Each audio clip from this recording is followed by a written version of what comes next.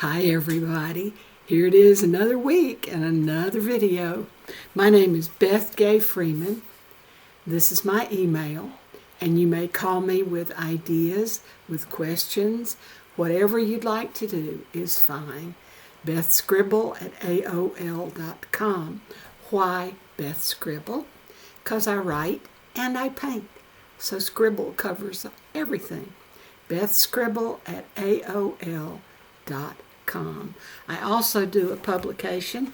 It's called Beth's Newfangled Family Tree. And all you have to do to get it is to go to this URL. It is free. And you may take those frees out to free times 2 bazillion if you wish. It's still free. And it comes out twice a month on electricscotland.com. Go to https://electricscotland.com/BNFT. That's for Beth's Newfangled Family Tree. We're going to talk about genealogy and taxes today, but first we're going to do a puzzle for you, or a question if you can answer, and we'll tell you the answer at the end of the little video. There are only 4 words in the English language which end in D-O-U-S. And see if you can think of them. I'll tell you what they are when we get through talking about taxes. My friend Brian Mulcahy writes the most wonderful genealogical columns for my paper, plus lots and lots and lots of other publications all over the country. And the thing is that they're very short and they're very concise and they tell you a lot. And Brian doesn't mind if I use them. So this is another one of, well, sort of a combination of Brian and Beth on this one. So, now, when you are a genealogist, you turn over every rock you can to find any information you can about your family, okay? And whether the issue is to overcome brick walls are when you can't find anything, you just go, and there you are, you're stuck. But you're not stuck if you work hard enough. I've had a brick wall that lasted something over 25 years in my own genealogy. And the funny thing about it was James MacDonald, my 3rd great-grandfather. I couldn't figure out what his middle name was. I needed to know, if your name is James MacDonald, you sure need to know the middle name. And I couldn't find it. And he lived in Madison County, Florida. I bet you already know. You've got mail. What this 23 or 25 year search, what the answer was. His middle name is Madison, right there in front of me. But whether you're trying to overcome a brick wall, and you will, or you're just providing details about your ancestors, tax records can be a beneficial genealogical research tool. The collection of taxes has been mandated by law since colonial times. I did not realize that. Did you realize that? Colonial taxes were usually administered and collected at the local level. In many cases, the detailed local tax lists were forwarded to the state as supporting documentation for the money collected. This can be a tremendous asset for researchers working in counties that have gaps in surviving records. Tax lists for a single year are often published as substitutes for missing censuses.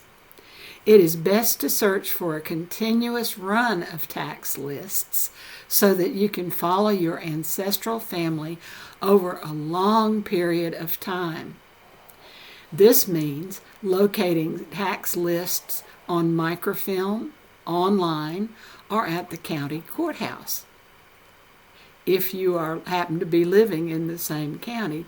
If not, you're just going to have to travel to where they are. The process through which the tax rolls were created and the assets recorded varied. The county court was usually responsible for assigning assessors and defining geographical districts when a county was too large for one collector to administer. Lists are generally semi-alphabetical, arranged by the first letter of the last name. Occasionally, we find a list that is semi-alphabetical by first letter of the first name. This arrangement may have made sense to the assessor, but it can be mighty challenging for researchers. Tax lists were often prepared in advance based on the previous year. Names often appear in the same order from year to year, and new names are added to the end of the list for that letter of the alphabet. Sometimes the assessor went to the taxpayer. Sometimes the taxpayer came to a central location. Sometimes there was a combination of both. Different localities organized their lists differently. For example, Virginia separated lists for real property, that's land, from those of personal property. Pennsylvania had the unique structure of dividing the list into 3 sub-lists, one for property owners, one for married renters, and one for single men. Many lists have separate sections for delinquents, non-resident party owners, town dwellers, businesses, or special items such as business licenses. Entries for non-residents may appear in the regular list under their name or the name of an overseer. Technically, there were assessment lists and collection lists, but rarely do both survive. Assessments were posted for taxpayers to review, and there was usually an appeal process. Appeals may be found in county court records. Neighbors often turned one another into authorities if they did not appeal. Neighbors often turned one another into authorities if they did not feel they were assessed their fair share in taxes, which often led to some lively court proceedings. Tax records indicate that a person owned land or taxable personal property in a particular place or jurisdiction. They can provide clues such as financial standing of the person or family, time period a person resided in the area, description of land or personal property owned, or fluctuations in a person's finances as they either acquired or disposed of holdings. Let me read that sentence again for you. Fluctuations in a person's finances as they either acquired or disposed of holding. Now, you may call me, you may email me at bethscribble@aol.com. I'll stick it up here just one more time, bethscribble@aol.com. Or you may contact Brian Mulcahy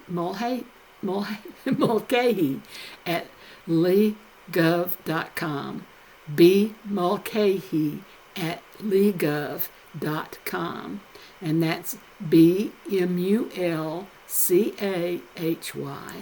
bmulcahy@legov.com. Now, I know you've all been puzzling and all been trying to figure out the 4 words that end in DOUS.